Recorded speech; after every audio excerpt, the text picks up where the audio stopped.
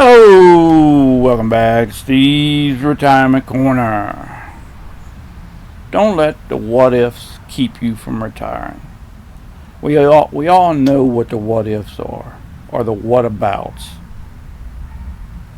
What if I run out of money? What if the market crashes? What about long-term care? What about inflation? And then things are all real, and they can cause you problems. And it can be scary as heck too, especially when when you're thinking about retiring, whether you're getting ready to or not, whether you're even thinking about it. So every daggone concern you have about a retirement is real. It might not be for anybody else, but it is for you, and that's all that counts, because you're talking about your retirement. You're the one that's going to retire.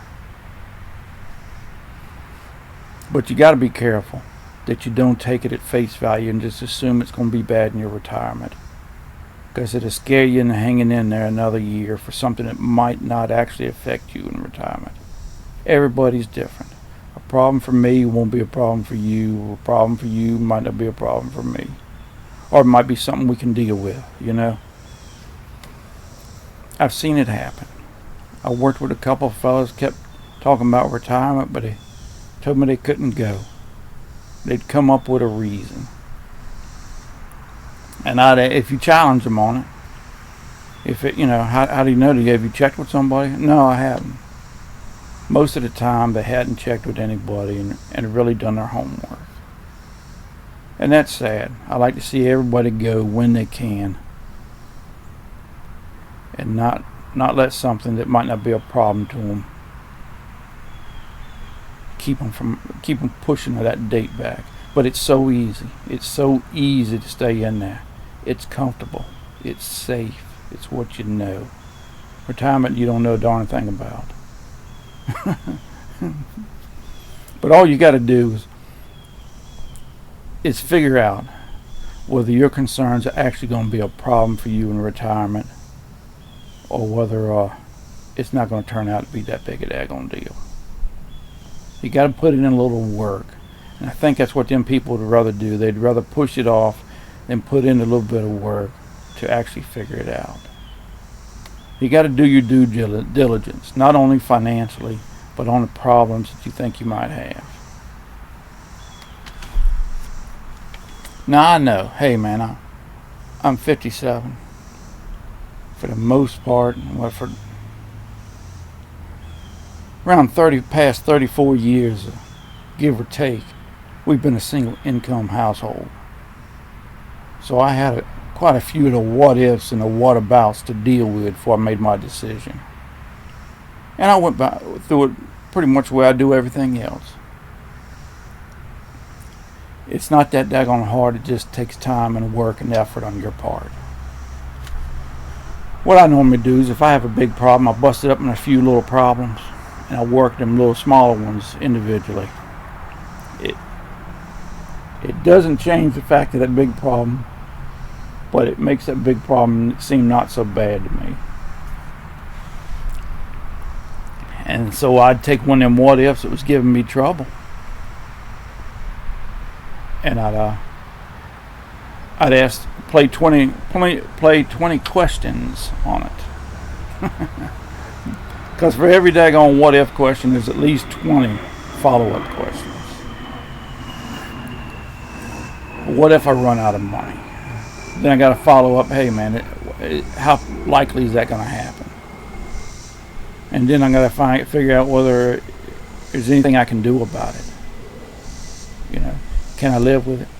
Can I fix it and stop it from happening? Can I adjust something early on to stop it? Is it going to be a long-term problem or a short-term problem? Is it something that going to affect me in the first few years or maybe 20 years down the road? Is it going to be what conditions are going to have to take place for that to happen? Do I need to seek help? Who would I seek help from? An attorney? Accountant? Financial advisor? That's the way I went about it. I asked the what if questions, and I asked all the follow-ups to see how much of a problem it is actually going to be for me in retirement. Nothing special. I was able to get rid of them. It's just basic problem solving. We all do it all the time, and we never even realize it. I'll prove it to you real quick. You got a half a gallon of gas in your gas tank. You got 20 miles to the next gas station. What do? Now, I'd be willing to bet most of y'all out there listening probably answered that within just a few seconds. And you went about it the same daggone way. It's the same process. It's just on a smaller terms, all it is. A smaller scale. Your mind answered all them follow-up questions, and you didn't even know it, and you come up with an answer. I'd be willing to bet there was more than one answer too. And that's just like retirement, because everybody come up with an answer according to the situation they're in, according to who they are, just like retirement. You got to give yourself a little credit, Doc. You're a lot smarter than you think you are.